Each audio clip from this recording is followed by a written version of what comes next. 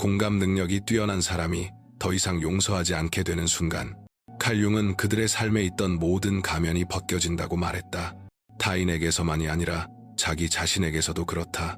사랑스러워 보이던 사람들은 조작을 드러내고, 친절로 쌓아 올린 관계는 착취를 폭로한다.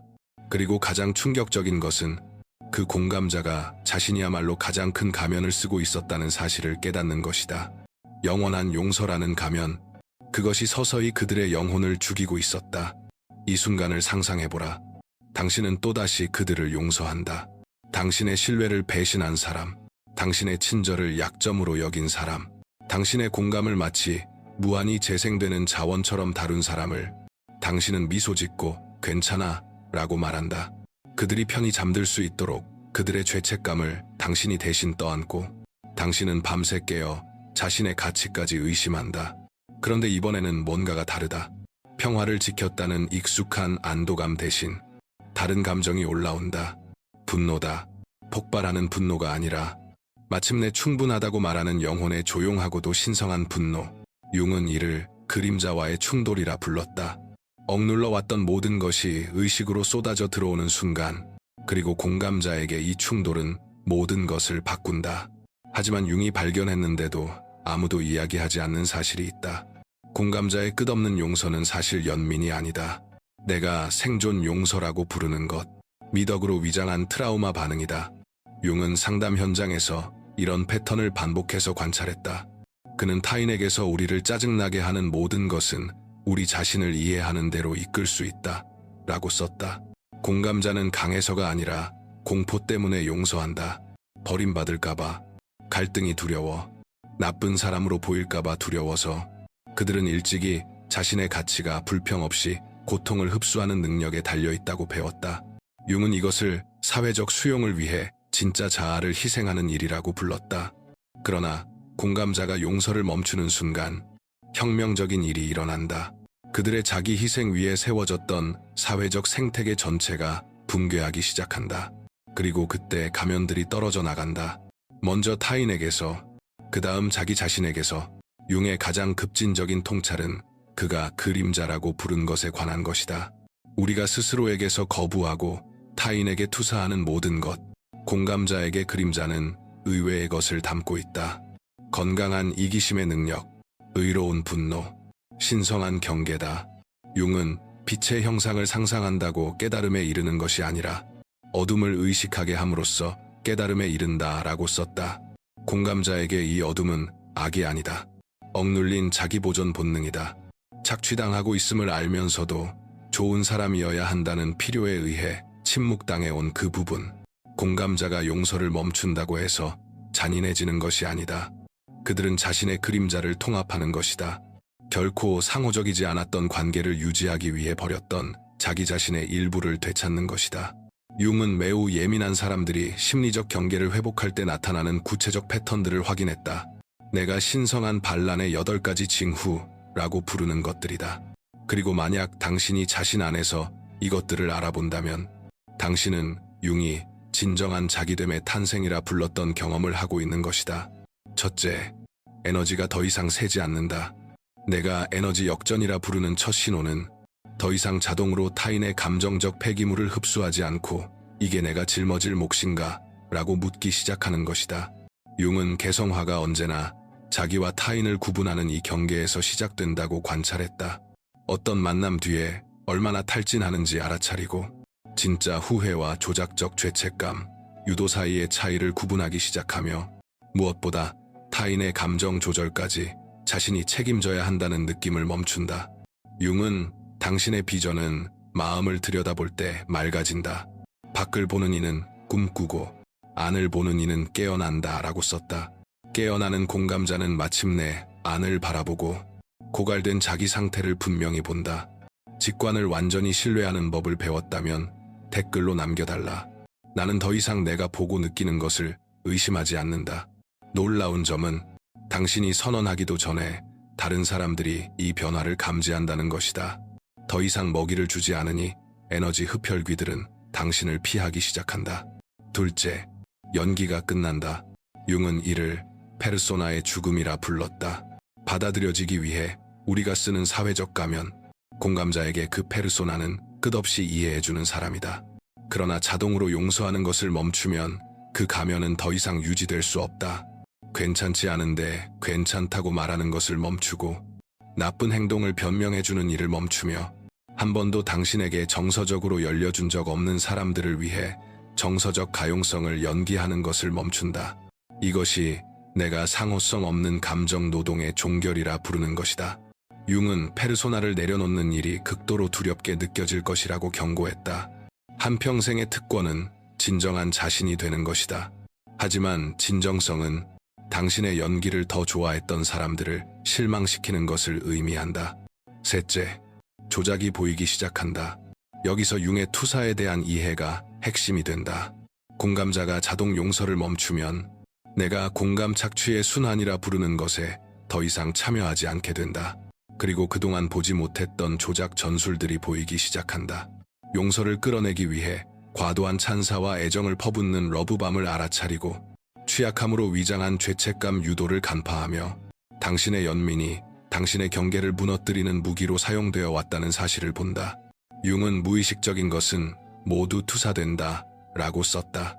깨어나는 공감자는 자신의 성실함을 타인에게 투사하는 일을 멈춘다.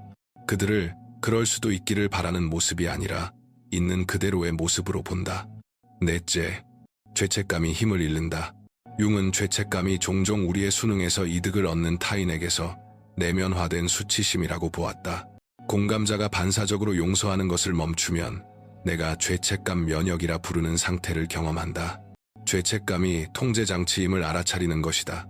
기준을 갖는 것에 죄책감을 느끼지 않고 경계를 세운 것에 사과하지 않으며 다시 예전처럼 용서하도록 죄책감으로 몰아붙이는 사람들이야말로 당신의 자기 포기에 투자하고 있음을 드러낸다는 사실을 이해한다.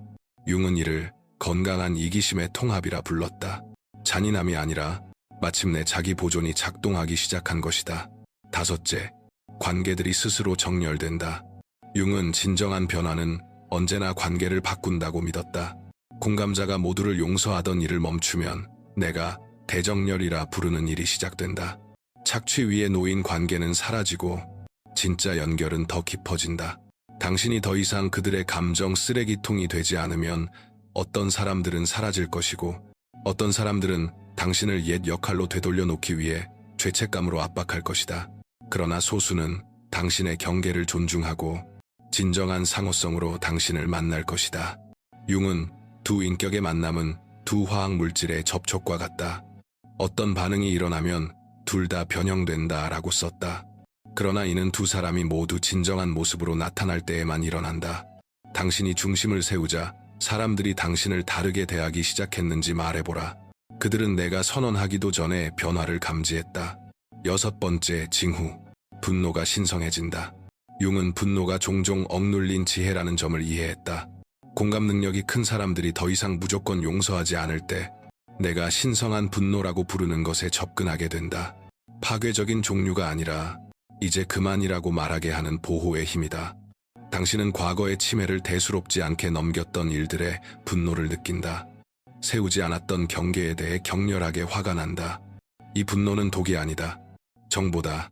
당신의 정신이 당신이 어디에서 스스로를 버렸는지 알려주는 것이다. 융은 고통 없이는 의식에 도달할 수 없다. 당신이 어떻게 대우받아 왔는지를 보게 되는 고통이 새로운 경계를 벼리는 불이 된다라고 썼다. 일곱 번째, 징후. 패턴 인식이 활성화된다. 심리 유형에 대한 융의 연구는 공감 능력이 큰 사람들이 종종 매우 발달한 직관 능력을 지닌다는 것을 보여준다. 그들이 자동으로 용서하던 습관을 멈추면 내가 패턴 인식이라고 부르는 것이 과속 모드로 들어간다. 당신은 서로 다른 사람들에게서 같은 조종 전술을 보기 시작한다. 순환을 알아차린다. 침범, 가짜 반성, 사랑, 폭격, 반복. 상대가 완전히 정체를 드러내기 전에 감정적 포식자를 포착한다. 이것은 편집증이 아니다. 발달한 분별력이다. 융은 이를 정서적 안개 없이 분명히 볼 수 있는 능력, 즉 분화된 의식이라고 불렀다. 여덟 번째, 징후. 자기가 드러난다. 마지막 징후는 융이 자기와의 조우라고 부른 것이다. 자아나 페르소나가 아니라 당신이라는 존재의 통합된 총체와의 만남이다. 공감 능력이 큰 사람들이 반사적으로 용서하던 일을 멈추면 진짜 자아가 떠오르기 시작한다. 늘 타인을 맞추느라 몰랐던 취향을 발견한다. 수년간의 침묵 끝에 목소리를 찾는다. 당신에게도 필요와 욕망, 그리고 경계가 있으며 그것이 다른 누구의 것만큼이나 정당하다는 사실을 깨닫는다. 이 변화의 패턴에서 자신을 알아본다면 이렇게 적어보라. 내 한계점이 내 돌파구가 되었다. 융은 한 인간의 일생에서 누리는 특권은 진정한 자기 자신이 되는 것이다 라고 썼다. 용서를 멈추는 공감자는 마침내 이 특권을 주장한다. 그러나 융은 이 과정을 낭만화하지 않았다. 그는 이를 영혼의 어두운 밤이라고 불렀다.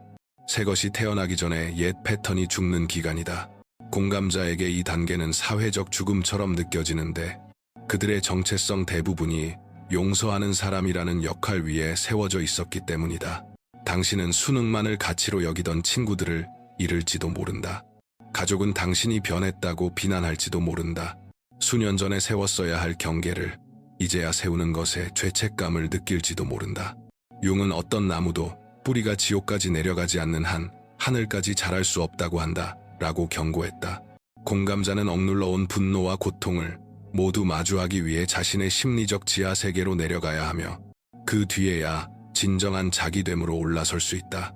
공감자들이 자동 용서를 멈추면 주변 사람들에게 놀라운 일이 벌어진다.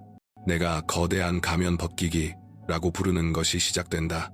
사람들은 더 이상 공감자의 끝없는 이해 뒤에 숨을 수 없다. 자기 애적 사람은 당신의 공감을 이용해 책임을 피할 수 없고 조종자는 당신의 연민을 수능으로 비틀 수 없으며 감정적 흡혈귀는 끝없는 용서에 기대어 영양분을 빨아먹을 수 없다. 당신의 명료함은 그들로 하여금 진짜 본성을 드러내게 한다. 융은 이런 역학을 이해했다. 타인에 대해 우리를 짜증나게 하는 모든 것은 결국 우리 자신을 이해하는 길이 될 수 있다. 그러나 그는 또한 때로 사람들은 자기 자신의 반사상 때문에 짜증나는 것이 아니라 당신이 더 이상 그들의 그림자를 대신 짊어지지 않으려는 태도 때문에 짜증난다는 것도 알고 있었다. 하지만 가장 충격적인 폭로는 공감자 자신의 가면이 벗겨질 때 찾아온다. 그들은 끝없는 용서가 자기 희생을 통해 관계를 유지하려는 진정한 연결이 아닌 또 다른 형태의 조종이었음을 깨닫는다. 융은 이를 자신의 그림자를 인식하는 것이라고 불렀다. 공감자는 자신의 용서가 사랑이 아니라 두려움에서 비롯된 경우가 많았다는 불편한 진실과 마주해야 한다. 버려질까봐, 갈등이 두려워서, 나쁜 사람으로 보일까봐 이 인식은 부끄러운 것이 아니다. 해방이다. 이제 당신은 상처에서가 아니라 온전함에서 사랑할 수 있다. 강박이 아니라 선택으로 줄 수 있다.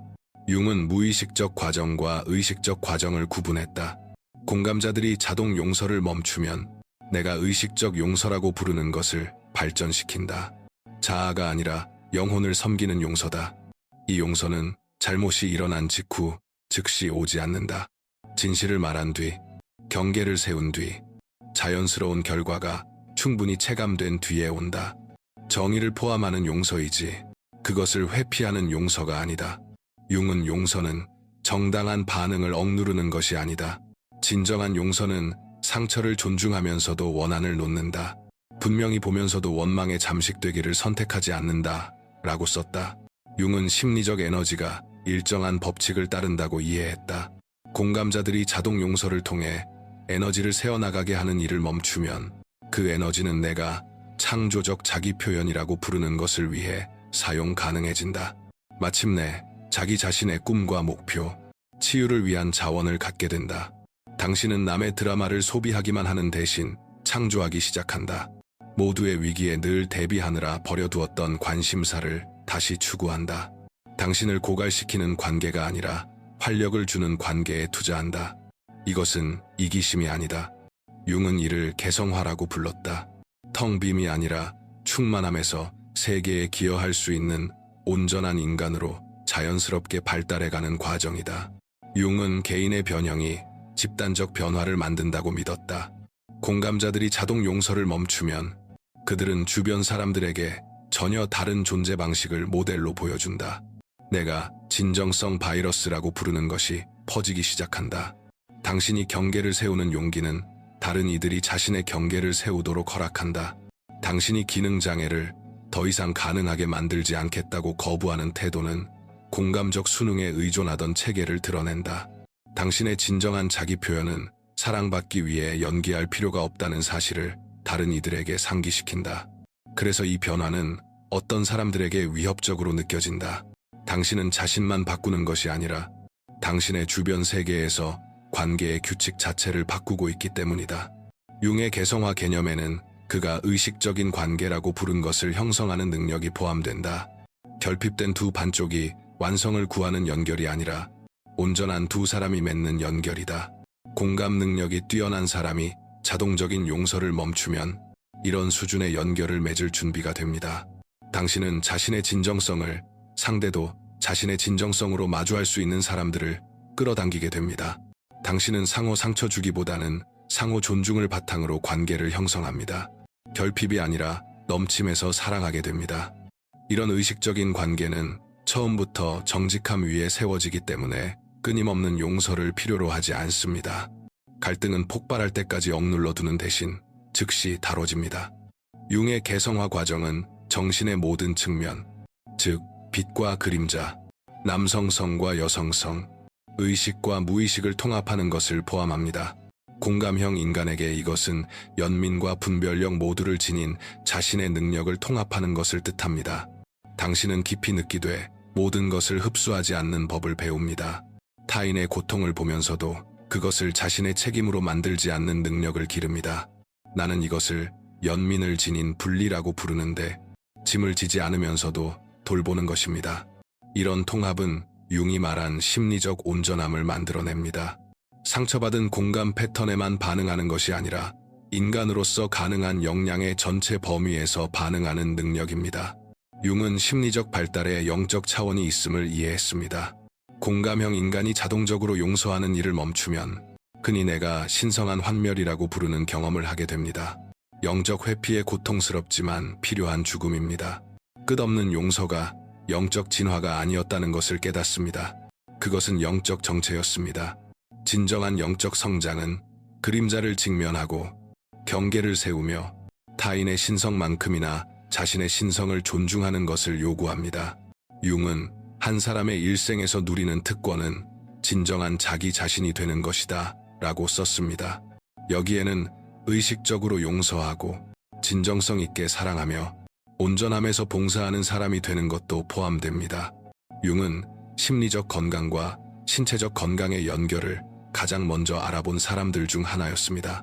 공감형 인간이 모두의 감정을 흡수하는 일을 멈추면 몸은 종종 내가 에너지 독성이라고 부르는 상태에서 치유되기 시작합니다. 모두의 감정적 폐기물을 처리하는 일을 멈추면 만성 피로가 서서히 가라앉기 시작합니다. 타인의 기분에 대해 더 이상 과잉 경계하지 않게 되면 불안이 감소합니다. 자신의 경계를 스스로 공격하는 일을 멈추면 자가 면역 문제도 종종 호전됩니다. 타인의 불안정에 의해 끊임없이 활성화되지 않을 때 신경계는 마침내 쉴 수 있습니다. 이것은 심리적 경계에 대한 몸의 자연스러운 반응입니다. 융은 개성화가 그가 지혜의 발달이라 부른 것으로 이어진다고 관찰했습니다. 의식적 용서를 배운 공감형 인간은 종종 내가 상처 입은 치유자라고 부르는 존재가 됩니다. 자신을 잃지 않으면서도 다른 이를 도울 수 있는 사람들입니다. 이제 당신은 타인 안의 공감적 상처를 알아보되 그것에 의해 촉발되지 않을 수 있습니다. 결과에 대한 책임을 떠안지 않으면서도 조언을 건넬 수 있습니다. 당신은 어둠 속에서 배를 쫓아다니지 않고도 빛을 비추는 등대가 됩니다. 이 지혜는 차갑거나 무심한 것이 아닙니다. 따뜻하지만 경계가 있고 돌보지만 짊어지지 않으며 사랑하지만 자신을 잃지 않습니다. 융은 개인의 치유가 집단의 치유에 기여한다고 믿었습니다. 공감형 인간이 의식적 용서를 배우면 공감이 착취되는 세대 간 패턴을 끊어냅니다. 내가 사이클 브레이커 효과라고 부르는 일이 시작됩니다. 당신은 자녀에게 건강한 관계를 보여줍니다. 가족의 역기능에 참여하기를 거부합니다. 공감이 자기 지움을 요구하지 않는다는 것을 다른 이들에게 보여줍니다. 당신은 민감한 사람이 부드러우면서도 강할 수 있다는 살아있는 증거가 됩니다. 이 유산은 당신의 가까운 범위를 넘어 확장됩니다. 당신이 세우는 모든 경계는 다른 누군가가 자신의 경계를 세울 수 있도록 허락합니다. 자동적 용서 대신 의식적 용서를 선택할 때마다 당신은 집단적 치유에 기여합니다. 융은 심리적 역설을 사랑했는데 그것들이 종종 더 깊은 진실을 드러내기 때문입니다. 공감자의 여정에 있는 역설은 이것입니다. 모두를 용서하는 일을 멈출 때 마침내 자신을 용서하는 법을 배운다는 것. 모두의 죄책감을 흡수하는 일을 멈출 때 자신의 수치를 놓아준다는 것. 당신은 독성 상황에 너무 오래 머문 자신을 용서합니다. 자신의 경계를 배반한 자신을 용서합니다. 트라우마 결속을 사랑으로 착각한 자신을 용서합니다. 이 자기 용서는 가장 깊은 치유입니다. 융은 가장 두려운 일은 자신을 완전히 받아들이는 것이다 라고 썼습니다. 타인을 용서하는 일을 멈춘 공감자는 마침내 자신을 용서할 수 있게 됩니다. 인간이라서가 아니라 자신의 신성한 가치를 잊어버렸던 것을 용서하는 것입니다. 그러니 내가 당신이 이해하길 바라는 것은 이것입니다. 당신의 용서는 신성합니다. 누구든 요구한다고 해서 사탕처럼 마구 나눠줄 것이 아닙니다. 영혼이 준비되었을 때, 정의가 이루어졌을 때, 진실이 존중되었을 때 의식적으로 건네야 합니다. 융은 온전해지는 과정을 평생 연구했고 그것이 언제나 당신을 깎아내리는 것에 아니오라고 말함으로써 당신을 존중하는 것에 예라고 말할 수 있게 되는 과정임을 발견했습니다. 당신이 이 8가지 징후에서 자신을 알아본다면 당신은 이미 융이 그려놓은 길 위에 있습니다. 과정을 신뢰하세요. 자신의 분노를 신뢰하세요. 자신의 경계를 신뢰하세요. 진정한 자신이 되는 것이 이기적인 일이 아니라는 것을 신뢰하세요. 그것은 필요합니다. 자동으로 용서하기를 거부한다고 해서 당신이 딱딱해지는 것이 아닙니다. 당신이 더 진짜가 되는 것입니다. 그리고 세상은 더 많은 진짜 공감자를 필요로 합니다. 충만함에서 사랑하고 선택에서 봉사하며 지혜에서 용서하는 사람들 말입니다. 공감자가 용서를 멈추면 모든 가면이 벗겨집니다. 당신의 친절을 조종하기 위해 다른 사람들이 쓰던 가면, 그들의 분노를 피하기 위해 당신이 쓰던 가면, 그리고 그 신성한 벗겨냄 속에서 아름다운 무언가가 드러납니다. 당신의 진짜 자아입니다. 당신은 사랑받기 위해 완벽할 필요가 없다는 것을 발견합니다. 가치 있기 위해 끝없이 이해심 많을 필요도 없습니다. 자신의 가치를 증명하기 위해 모든 사람의 고통을 짊어질 필요도 없습니다. 공감자에게 융이 남긴 가장 큰 선물은 이 이해입니다. 개성화. 진정한 자신이 되는 것은 권리일 뿐 아니라 책임입니다. 자신에게만이 아니라 의식적인 공감자, 경계를 지닌 치유자, 상처가 아니라 온전함에서 사랑하는 사람들을 필요로 하는 세상을 위한 책임입니다. 공감자의 심리적 주권으로 향하는 여정을 더 깊이 파고들고 싶다면 공감자가 모두를 기쁘게 하려는 것을 멈추고 진실을 보기 시작하면 어떤 일이 벌어지는지에 대한 내 영상을 확인해 보세요. 그 영상에서 나는 사람을 기쁘게 하는 태도에서 진정한 자기 역량 강화로의 완전한 변화를 다룹니다. 자동적 용서에서 의식적 선택으로 가는 당신의 여정은 개인적 치유만이 아닙니다. 그것은 혁명입니다. 그리고 융은 자랑스러워했을 겁니다. 시청해 주셔서 감사합니다. 다음 차원에서 만나요.